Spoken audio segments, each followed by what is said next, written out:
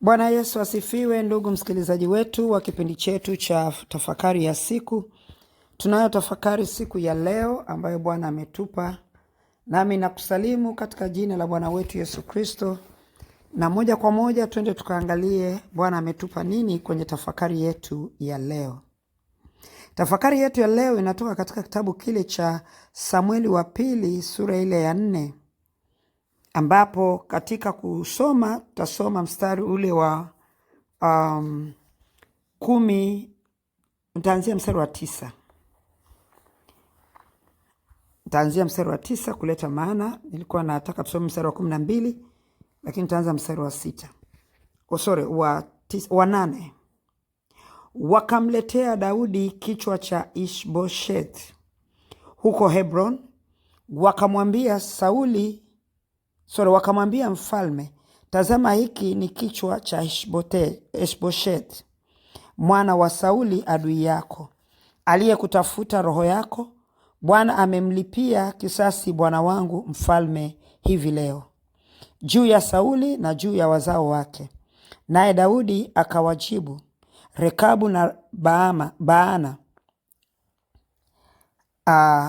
Rekabu na Baana nduguye wana wa Rimoni Mberothi, akawaambia, aishivyo Bwana aliyenihifadhi roho yangu katika shida zote. Mtu mmoja aliponiambia akasema, tazama, Sauli amekufa, akidhani ya kuwa ameleta habari njema, nalimshika nikamuua huko Siklag. Ndio ujira niliyompa kwa habari yake. Basi iwapo watu waovu wamemuua mtu mwenye haki kitandani mwake, je, sasa nisitake zaidi damu yake mkononi mwenu na kuwaondoa ninyi katika nchi? Ndipo Daudi akawaagiza vijana wake, wakawaua, wakawatundika mikononi na miguuni. Wakawaua, wakawakata mikono na miguu, wakawatundika kando ya ziwa katika Hebron. Nao wakakitwaa kichwa cha Ishbosheth wakakizika katika kaburi la Abneri huko Hebron.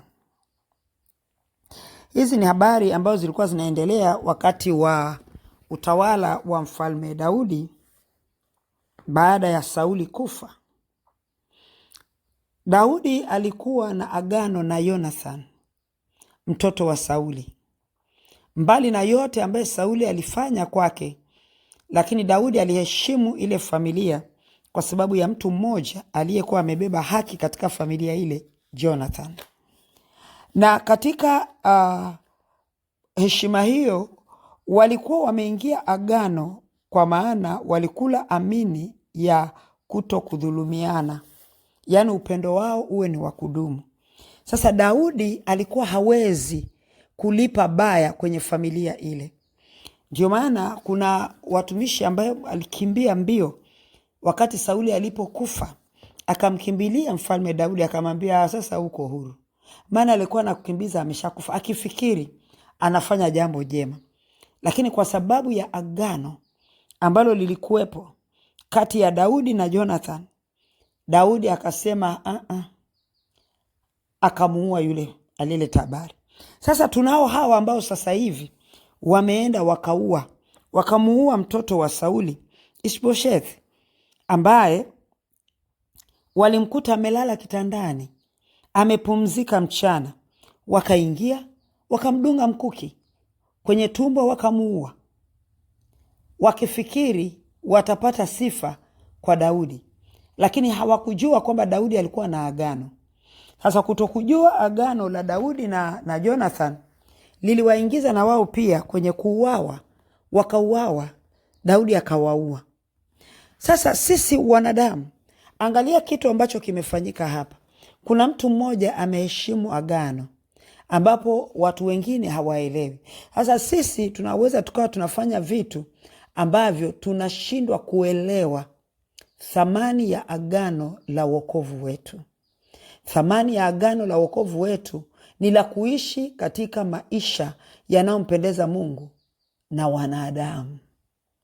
Agano letu na Mungu linatuingiza kwenye agano na wanadamu wengine kuto kuwatendea mabaya. Ukiingia agano la wokovu na Mungu, ni kwamba umeingia agano la kuto kufanya mabaya kwa mtu mwingine. Sasa kuna wakati tunaishi hatuelewi ama tunajisahau.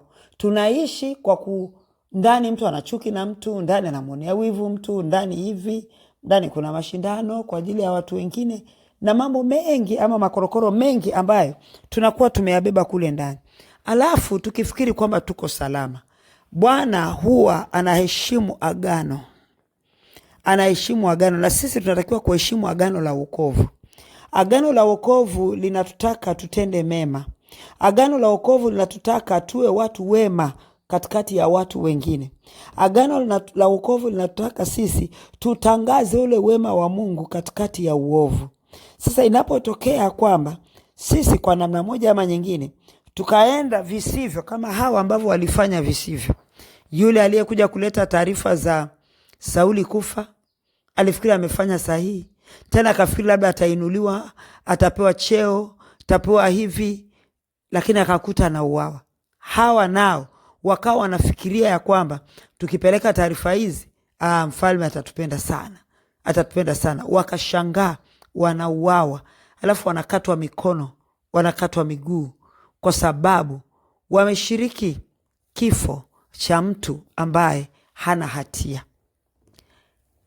Sisi mbele za Mungu tunapotakiwa kuheshimu agano letu la wokovu, sisi hatutakiwi kumtia mtu hatiani ama kumwona mtu ana hatia, kwa sababu sisi hata mtu ambaye hajaokoka hana hatia mbele za Mungu, ila ametenganishwa na Mungu wake kutokana na dhambi anayoishi.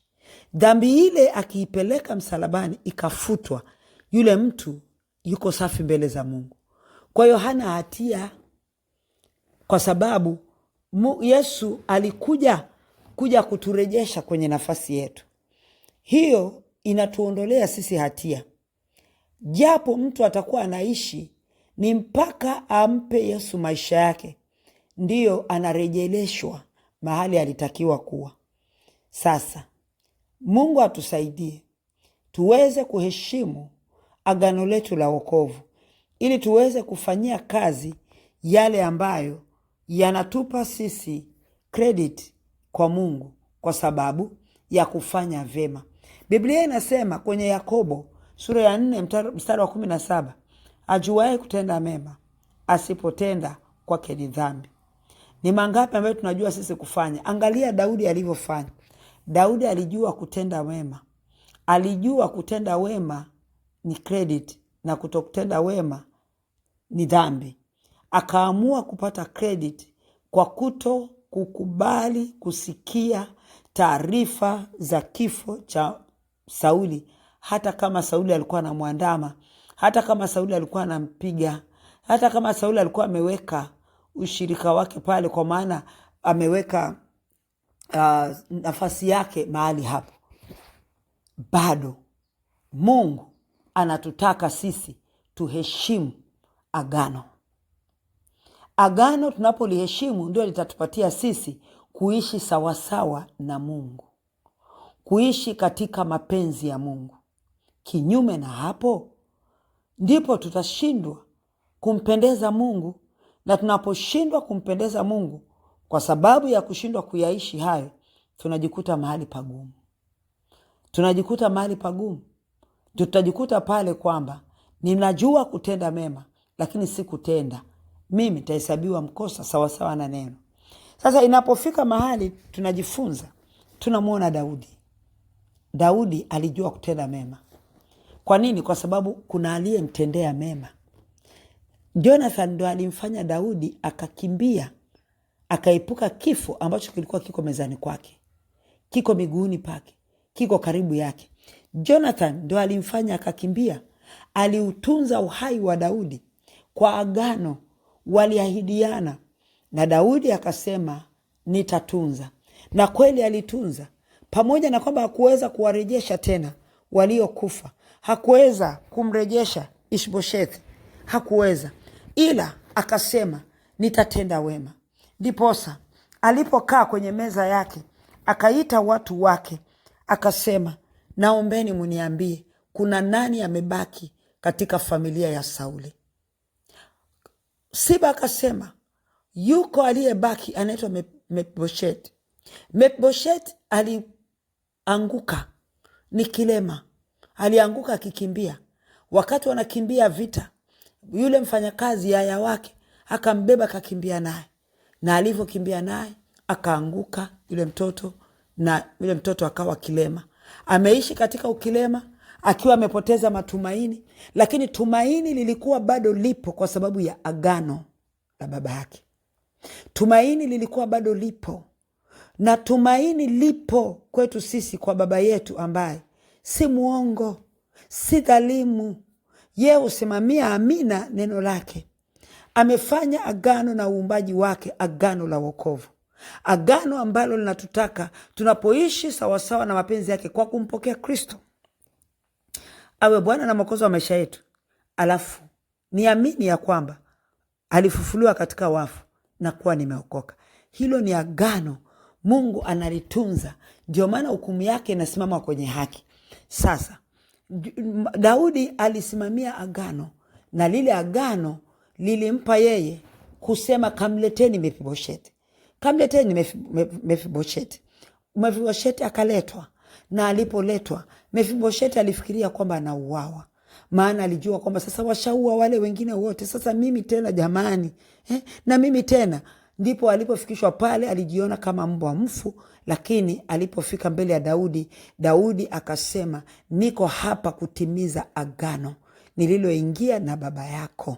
Mimi siwezi kudhuru familia ya Sauli kwa sababu yuko mmoja katika familia hiyo alinusuru uhai wangu. Leo mimi nikafikia hatua ambaye Mungu alikuwa amenikusudia kufika kuwa mfalme, kwa sababu kuna mtu mmoja katika familia ya Sauli alisimama katika haki, akalinda na kutunza. Tukaingia kwenye agano, na mimi nikabaki nikitunza agano. Tulitunza agano wote, na mimi kwa agano hilo Mefiboshethi sasa utakula mezani kwangu siku zote. Kiti kikaongezwa pale, akaingia kwenye jamii ya Daudi, na maisha yake yakabadilika kwa sababu alipewa mashamba ya baba yake akayalime. Daudi alikuwa hana shida nayo. Hebu angalia mtu aliyesimamia haki, akaheshimu agano.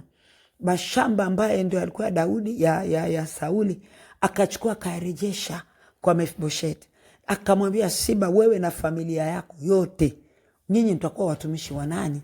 Akachukua one of his servants, watumishi wake, akamwambia nendeni mkamtumikie nani? Mefiboshethi. Hebu angalia kitu kama hicho. Agano linatunzwa. Daudi ametunza agano kwa namna ambayo ni tofauti sana. Hasa sisi tuna agano la wokovu. Mungu anataka tulitunze agano hilo. Mungu ametunza agano hilo na ataendelea kulitunza kama jinsi ambavyo Daudi amelitunza. Lakini je, mimi nawezaje kulitunza? Hebu tukae tutafakari maisha yetu. Maisha yetu tunapomtendea mtu vibaya, tunapomuonea mtu chuki, tunapomuonea mtu wivu, tunapomuonea mtu gere, je, tunakiuka agano ama tunaendaje? Mungu ametuingiza kwenye agano la wokovu. Akasema tupendane sisi kwa sisi. Akasema tukipendana sisi kwa sisi ndipo watu watakapotambua kwamba sisi ni wanafunzi wake. Sasa watu wameshindwa kutambua kama sisi ni wanafunzi wa Yesu kwa sababu yale ambayo tulitakiwa kuyatendea kazi hatuyatendei kazi. Tunashughulika na mambo mengine. Hebu leo tafakari neno hili, uweze ukaona kwamba ni nini kinachokupasa kufanya, hata ndipo tuweze kufanya. Zaidi ya yote niweze kutafakari na kutambua ya kwamba wapi nilikosea ili niweze kurekebisha. Niweze kuishi kama Daudi.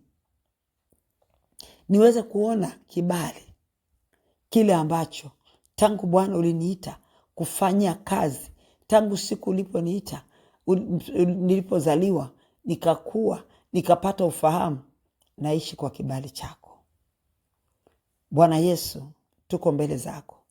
Tunaomba neema yako ikatutendee leo. Tumekubali kuishi katika tafakari ya leo, nasi tunajiweka wakfu mahali tulipokosea katika kujiinua kwetu. Tunaomba ukaturehemu na ukatusaidie Roho Mtakatifu kusimama na kutekeleza yale yatupasayo kwa utukufu wako Baba. Katika jina la Yesu Kristo nimeomba na kushukuru. Amen. Mungu akubariki.